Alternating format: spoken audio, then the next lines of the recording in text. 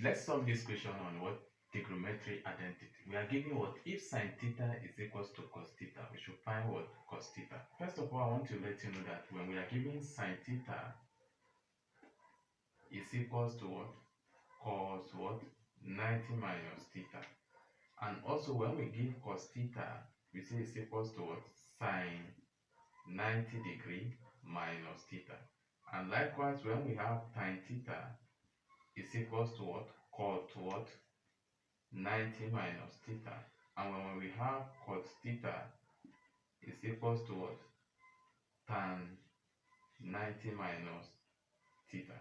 So in this case, we are going to use this thing.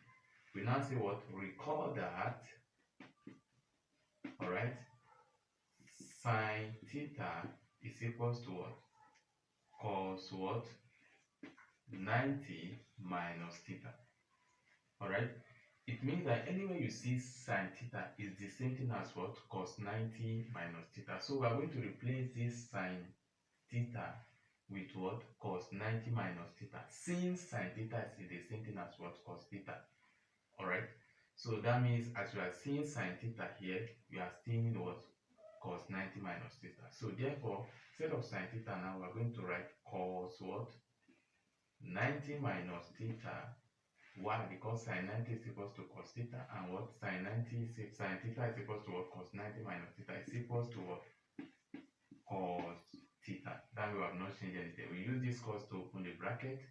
We now have cos sine 90 will give us what cos 90 minus cos sine minus theta give us what cos what theta is equals to what cos theta. From here now, we now collect the like terms. We have what cos 90 now is equals to what cos theta. When this one go to this side, we now have what plus cos what theta. Then cos 90 now is equals to what cos 2 theta. Why? Because cos theta plus cos theta give us cos 2 theta. So we now divide both side by cos what 2.